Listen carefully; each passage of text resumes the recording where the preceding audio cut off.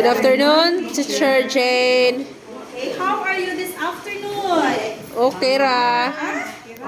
Are you fine? Yes, Okay, teacher. so before we are going to start our new lesson, let us first count our fingers. Where is your fingers? Nara, teacher.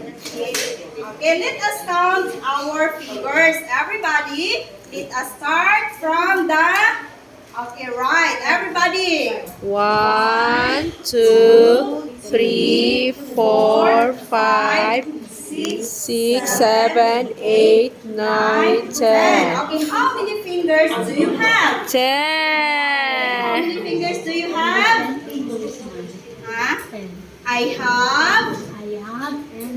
Okay, let us clap our hands Yay. together. So let us count first the numbers from 1 to 10. 10. Okay, let us count together, everybody. Louder your voice. Everybody. 1, 2, 3, 4, 5, 6, 8, 9, 10. Okay, what number is this?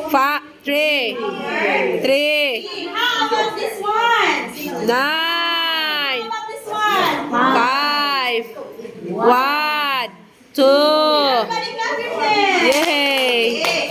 So this afternoon, children, I have here a basket or trays. Okay. Can you guess what's inside our basket or trays? Okay, what's inside our basket? Okay, Lisa. Okay, very good. Clap your hands. Okay, there are 2 watermelons. Okay, another. Analita. Okay, very good. Let us clap our hands together for Analita. Gipagyan na niya. So there are 3 oranges and 2 apples. So let us count them all together. So, ato ni ikaw, children. Mahulog ang watermelon, teacher. Okay, but before that, let us identify the color. Okay, what is the color of an apple? Sir, teacher, red. Okay, stand up siya, honey. The color of an apple is red. Very good. Clap your hands. How about the color of an orange? Okay, si Maria. Maria, napatiyahanan. The color of the orange is orange. Yay, very good. How about the watermelon? Okay, Anna. Ikaw, Ana. Stand up, Anna. Okay, the color of an watermelon is green. So let us count together. So let us start here. Everybody, louder your voice. Everybody, 1, 1, 2, 3, 4, 5, 6, 7. How many fruits do I have in all? 7. Everybody, let us say together. There are 7 fruits. Okay. So, this time, I have an example.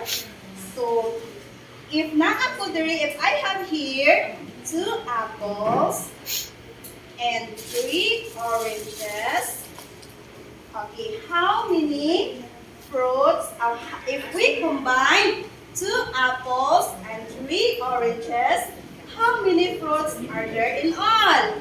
5. Oh, sige, 5. Why is it 5? So let us count first. Everybody. 1, 2, How about this one?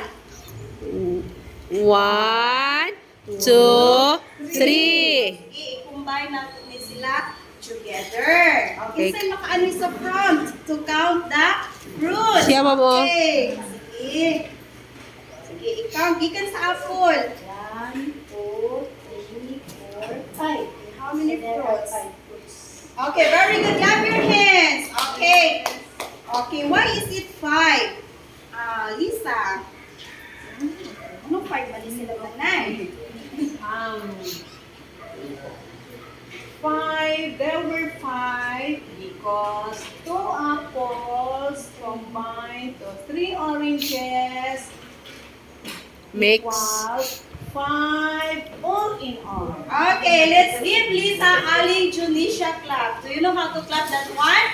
No, 1, 2, 3. Everybody follow. 1, 2, 3. 1, 2, 3. Very good, very good, very good. Atong pagkain tingog ni Ali, Junisha again. 1, 2, 3. 1, 2, 3. Very good, very good, very good, very good. Okay. Sige. So this time, you are going to answer. Amo na ang mag-answer. Okay. Maria has 2 watermelon. And Anna has 2 apples. If we combine watermelons and 2 watermelons and 2 apples, how many fruits are there in all? Oh, saan ako yung makasolve? Ay, sige, tawagan na to si Analita. Can you count the fruits, Analita? We combine 2 watermelon. 1, 2, then 2 apples. 1, 2. Okay, combine it. We combine together. There are 4 fruits in all. We have 1, 2, 3, 4. So there are 4 fruits in all. Okay, clap your hands for Analita. Very good. So on your paper, children, you are going to answer this one. So get your paper and you